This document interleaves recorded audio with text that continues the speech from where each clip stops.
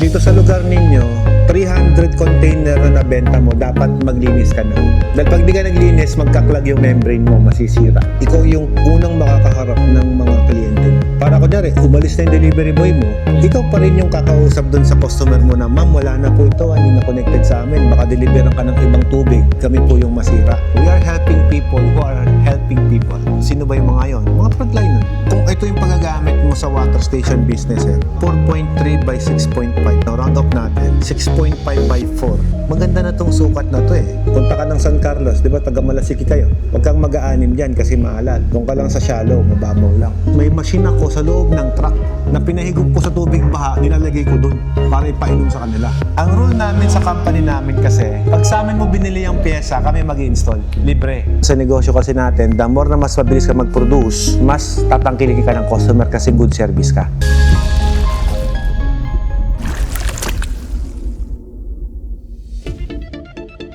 May requirements ka na 25 meters away from the faucet hanggang dun sa Poso Negro mo. From deep well to Poso Negro. As long as wala naman po tayong E. coli, walang coliform, treated water yung nandyan, makakakuha ka ng permit. Kasi ang pangamba lang naman ng DOH dyan, sa totoo lang, hindi yung layo at lapit, yung contamination. So kung walang contamination, ba't ka hindi bigyan ng permit? Lalong-lalo na kung gagawin natin ganito. Paglabas ng deep well, i-treat natin, i-chlorinate natin, or naman ang pwede natin gawin para makapasa. Kung meron man bacteria, for example, coliform or fecal, basta ako sinabihan ko kayo. Alagaan lang yung filler.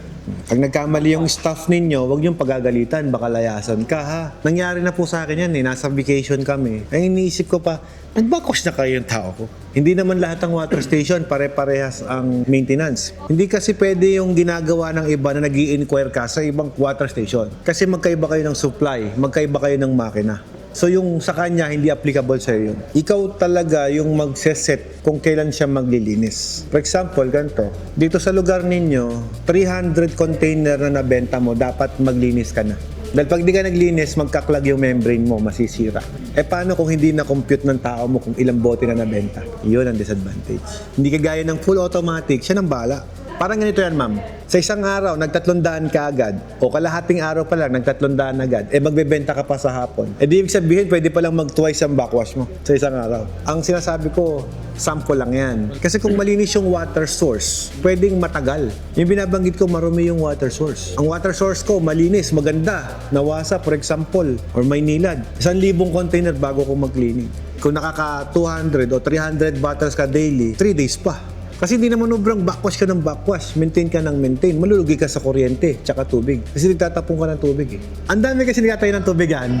Sabihin sa'yo, sir, wala kaming idea paano po ba? Tapos gusto mo, mag-focus ka sa maintenance, sa backwash. Hassle, intindihin mo na lang yung marketing. Andito naman kami para supplyan ka ng maayos na makina Oo naman Ay, 7 na daw, sir. Alam mo, konting tagal pa magiging 9 na yan. Yung 7, gradable siya. Yung 7, pwede mong i-upgrade sa 9. 7, 8, 9, parehas ng pyesa. Pwede mong i-upgrade. Hindi mo isasari sa store mo. Kasi sobrang liit na niya Sa ngayon nakikita mo, kala mo maluwag yan. Oo, sir. Imagine mo may 100 galon dyan. Hindi yung machine, yung galon. Nalagay yung galon. Ang water station, syempre, naka-pedestal yan. Kumbaga, naka-display yan Nakikita ng mga tao yan Hanggat maaari, ayaw din natin makita na may chances ng pwede mo contaminate yung product natin. So, ibig sabihin, kaya tinatanong ko, ano titinda nyo? Kasi kung may tinda kayong sabon dyan, insecticide dyan, dilata, ganyan. Ang akin lang po, huwag tayong makakapasok doon sa tubigan. Kumbaga, dapat talaga may harang siya. Instead na sari-sari store ang ilagay niyo dyan. Nautang kasi yan Ang tubig din nautang Tapos ang isang paketeng ganyan, napuho na mo 20 pesos, tutubo ka piso Ang liit na nito para i-save mo pa compare sa negosyong tinatayo mo For me ang ilagay mo na lang dyan, ma'am, soft drinks tsaka mga biskuit. Para yung mga delivery boy mo, pag napagod, sa'yo rin bibili. Sila magiging suki mo dyan Pag nautang, pwede bali. Ang inaano ko kasi, ma'am, ito ang liit na ng space Siyempre, ang goal natin, lumakas. I think kung 100, hindi pa kayo satisfied dun 300, 500. Baka pati yung car parking mo, mawala Totoo 200 galon, maubos to. Yung storage nila, Sir Alfred, dyan dami yung galon. Tingnan mo yung galon ko kumain ng ang laki ng space Technically, dapat hindi kotse nakadrawing dito, sir. Dapat na nakadrawing dito yung kolong-kolong na ginagawa ko. Yung tricycle dapat na nakapark dito. Punta ako start sa dalawa. Pag dalawa tauhan mo, kotahan mo na agad ng mga 100 container. Pero hindi ikaw ang nagkukota nun. Ikaw kasi ang nagmamarket nun. Ikaw kasi ang kakausap sa kanila para magkaroon sila ng customer. Kasi dapat ikaw yung unang makakaharap ng mga kliyente mo. Para kunyari, umalis na yung delivery boy mo, ikaw pa rin yung kakausap dun sa customer mo na, ma'am, wala na po ito, hindi na connected sa amin. Baka deliveran ka ng ibang tubig, kami po yung masira. In-inform lang kita. Kaya dapat ikaw. Hindi naman oras yun, ma'am. Hindi naman po kayo pupunta para makipag-chismisan maghapon. I-inform mo lang. Kahit text man lang pwede. Ma'am, si Boy Taga is no longer connected to Don Peregrino's water refilling station. Meron na po kaming bagong delivery boy. Kasi ma'am, kung sa akin mo gagawin yung ganong service, mas ma-appreciate kita. Kasi in-inform mo ko eh. Kesa yung bigla na lang kinukuha yung galon ko dyan, hindi ko alam kung saan inigib yan. May ibang experience na rin kami dyan. Nabibisyo eh. Ginagawa, yung galon ng mga customer, pag kinuha nga naman nila, i-refill nila sa gripo, ibinalik doon, nakaselyo, boss, benta na yun. May bisyo eh. Kaya nila nagagawa yun eh. Meron pa kami random call, kaya may secretary. Diba yung customer mo may contact number sa'yo? Tatawagan na yun. Hi ma'am, sir, kamusta? How's our service? Okay naman po ba? Anong oras dumating yung delivery nyo? Mabilis naman po ba? In anything na mai-improve namin yung services namin, just inform us. Any comments or suggestions sa delivery namin? Pag sinabi niya, okay yung delivery, okay yung tubig niya, masarap. Yung delivery boy mo, medyo mahaba buhok, sabihin mo magupit. Yung delivery boy mo kasi ang baho, sabihin mo maligo siya. Di totoo yan. Kasi nangihingi ka ng feedback eh. Ang nangyari po yun. Kasi may tauhan ako dati ganun. Ma'am, thank you sinabi niyo po. Yan yung pag-asabihan namin. Pagaling yan. Ma'am, kamusta? Naligo na po ba? Nagkaroon pa kayo ng bonding moments ng customer mo. Tapos yung customer ko, ma'am, may mga birthday ako na listahan. Kasi pinapipilap ko ng form yan. Pag birthday nila, binibigyan ko ng libreng tubig yan. Ganun ako mag-manage nung tubigan ko. Di ba yung page mo ng water station mo, friends mo, magno-notify naman sa'yo na birthday niya eh. Happy birthday ko from Don Peregrino Water Refilling Station. We are helping people who are helping people. Sino ba yung mga yon? Mga frontliner. Yun ang motto ko dati. Hanggang ngayon naman, kumbaga, support mo yung mga taong tumutulong din sa iba. Donate ako ng isang set ng water station sa PPO. Kaya yung ginagamit nila doon, sa akin galing yun. Diyan, sa Pangasinan Police Office. Donation namin ni Mrs. yun. Sabi ko nga sa Army noon, nung nagpupunta sila dito, yung pagpunta pa lang po rito ng 6x6 ninyo, gastos na para kunin yung tubig. Lagyan ko na lang kayo. Diyan yun na i-refill. Hindi na kayo pumunta rito.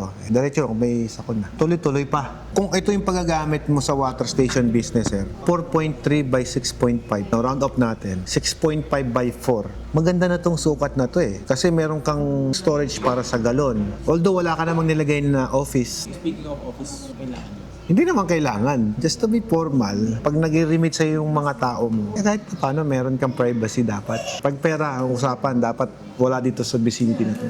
Kung ako, wag mo nang isipin na may parking pa dito. Boss, mas maganda na storage mo ng mga container. Kasi yung mga container, isa rin yan sa iniingatan natin na makontaminate. Yung hindi nabibilad, kita mo yung kay Tabili Kasikip. Kaya naman, ang problema, yung mga galon niya nasa labas. Pati yung kay Sir Ramos. Yun na yun sa kanya. Malakas talaga yung watermarks yun eh.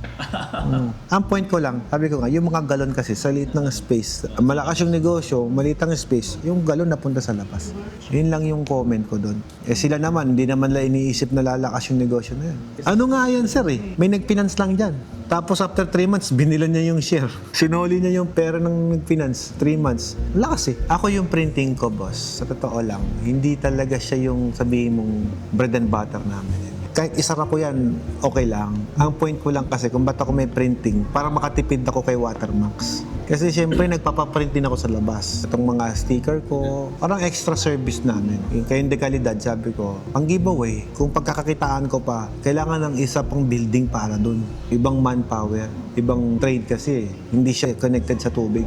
Nakakatuwa lang din kasi kapag may client, pang giveaway. Tsaka yung mga nagpapagawang client namin, so nila may pa-uniform, may pa-signage. Pwede naman ako kumuha sa labas. Ang reason ayoko ng delay. Kasi hindi ka priority nun eh. Kasi maraming customer yung printing eh. Marami silang nirarush eh. O diba naalala mo, dati nagpapaprint pa ako sa SM nun eh. Pipila pa ako doon. Pagpunta pa ng tao ko doon, ay hindi pa po napiprint. Patay. Nadidelay yung trabaho namin. Kaya sabi ko, bili ako sarili kong printer. Ngayon sabi ko, since may printer na tayo, kasi mga tinta, kailangan gumagana siya. Sige, gawa na rin tayo ng damit. Hanggang sa, sige, gawa na rin tayo ng Panaflex. Gawa na rin tayo ng tarpaulin. Gawa na rin tayo ng sticker na pang-vlogger, yung panamimigay. Nung time nga niyan, sir, not intended for business talaga may mga vlogger kasi nakipagkaibigan sa akin, ginawa ko.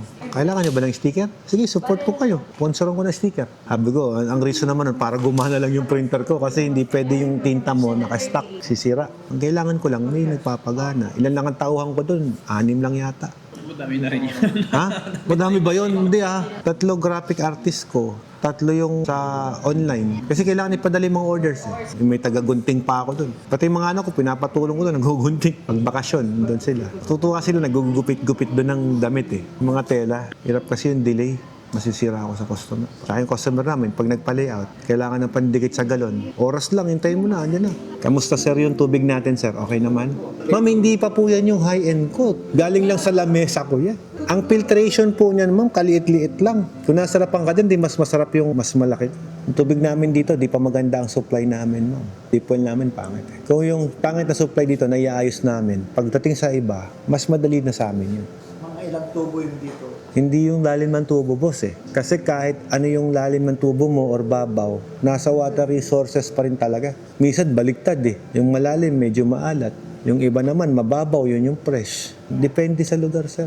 Sample ko lang sa'yo, sir. Dito sa amin, pag mababaw, hindi maganda. Kailangan 6. Punta ka ng San Carlos, di ba, taga Malasiki kayo. Huwag kang mag-6 dyan kasi maalat. Doon ka lang sa shallow, mababaw lang. Natuto na naman kayo. Nakapulta naman kayo ng impormasyon. Walang bayad po yan. Hindi kailangan lahat malalim.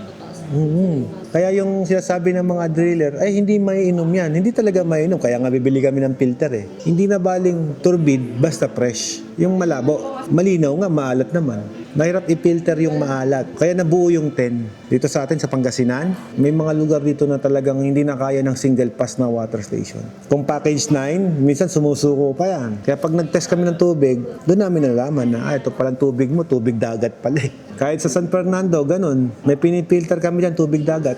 Ilan na po yung bumili sa amin ng ganun. Kumbaga, mga tubig dagat talaga yun. Tubig dagat, sir. Galing sa dagat. Kaya po nabuo yung package 10 namin. Dahil doon. Lahat naman po, ini-invento rin namin. Sinusubukan din namin yung capability. Design ko yan. Akong gumagawa. Nakita mo, sir, yung parang trailer dyan? Yan, sir, in-engineer ko lang din yan. Pang tubig dagat yan. Ang pinipilter namin dyan, tubig baha, tsaka seawater. Kasi ang reason yan, kapag may calamity, hindi na ako magpapadala ng boteng maliliit. Padadalang kita makina. Hihilahin lang ng sasakyan ko, dalhin dun sa lugar mo. Kasi papadalang kita ng maliit, ilang pamilya lang ang inom yan. Diba? Uhaw ulit. Kasi nangyari sa amin sa Tugigaraw, ma'am Ayan yung nagpapamigay kami ng tubig. Ayan mga bottled water. Ito yung isang truck. Tapos may mga truck pa kami na yung malaki, 200 galon yun. Yun lang yung kasya sa truck na may laman. Yung ibang tubig na itapon pa hanggang sa naiyak na lang yung mga tao doon, ma'am. Kasi ayaw nila ng pagkain, mas gusto nila tubig 2 linggo ko nakalubog sa tubig, pero yung mainom. Ginawa ko, may machine ako sa loob ng truck na pinahigop ko sa tubig baha, nilalagay ko doon para ipainom sa kanila. Kasi namamatay sila sa uhaw. Talagang uhaw na uhaw sila. Pero yon, bago ko ipainom sa kanila yun, may water testing po tayo. Sabi ko, time will come, gawa ko ng isang system na hihilahin lang ng kahit na hindi truck. Ito yung maliit. Naka-submersible yan. May sariling generator sa loob yan. Standalone yan. Kahit dito sa may San Carlos, di ba meron dyan lagi bumabaha? Hanggat nakalubog itong lugar niyo rito sa may Kalasyaw. Sabi ko dito muna sa barangay niyo itong machine ko. Yan po yung table machine yun. Iniinom niyo. Hanggat hindi ka ako humuhupa yung tubig dito sa inyo. Sa inyo muna yan. Ito yung machine, nagpa-process lang. Tuwan-tuwa yung mga taga-barangay niya. Andun lang naman kami to help, di ba? It's our mission. We're not there to earn money or anything. Sarap ba? Salamat po at pumasa sa panlasa ni tubig namin. Salamat po at marami po kayong natutunan. Yung sa YouTube, ma'am, random question kasi yon. Hindi specific doon sa talagang hindi mo alam. Kasi alam kong alam mo naman. Gusto mo lang i-clarify tungkol sa permit. Malaki na 40,000 na save mo na yon. Kasi ang sanitary engineer, malaki na po yung 15,000. Sa water analysis, mga 5,000. So, 20K, ma'am. Sa mayor's permit, nasa 5 to 6,000. Sa mga 25,000 na yan. BIR, hindi pa yun Kasi bago pa lang Next year ka pa mag-BIR Tapos may quarterly, annually. Tsaka kumikita ka na nun bago ka pa nagbabayad ng BIR. Medical, mura lang naman yan. Taga 150 lang naman yan Sa mga tauhan, yung requirement ng munisipyo. Tuberculosis, bawal po yun. Dapat po, hindi nakakahawa yung mga sakit nila. Yun lang naman, usually. Ang medyo madugulang na gastos dyan, seminar. Bagay seminar ka online, 8,000 yun. So, yung binanggit ko na 40, sobra pa Ayun, seminar mo ma'am sa DOH. Nakita mo yung certificate ko na yon, yung nasa UP? Magkakaroon ka nun. Hindi ka sa amin magse-seminar. Iba kasi yung seminar ni Watermax sa seminar ng UP. Yung sa amin, isi-seminar ka namin. Actually, training ang tawag namin doon. Seminar lang ang tawag ng iba. For you to learn how to manage the water station, basic maintenance, troubleshooting, operation. Hindi pwedeng hindi mandatory kasi ayaw namin na maging dependent ka sa amin. One day lang yun, mabilis lang yun. Gusto kasi namin si owner hands-on. Para yung mga tauhan mo ma'am, kahit magpapalit-palit ka, kaya mo silang, eto, ganito yan ha, pinipindot-pindot lang to. Yun lang gusto namin. Gusto namin hands-on yung customer. Kung hindi man kayo, yung trusted na tao yung tuturuan namin. Pero kung ako, personally mas maganda, nakikinig din kayo para at least yung tauhan nyo, kahit umalis, meron pa rin kayong idea. Ngayon, kung makalimutan nyo man, kasi di naman maalala lahat yan, dito lang naman kami. Ang rule namin sa company namin kasi, pag sa amin mo binili yung pyesa, kami mag-install. Libre. Pag hindi sa amin galing yung pyesa, syempre, pa-install mo sa amin, may bayad yun. Mura lang yan. O, sabihin mo na 20K, sobra-sobra na yun. Hopefully, lahat naman po nasagot. Hindi kita binibentahan pero makinig ka lang, sir.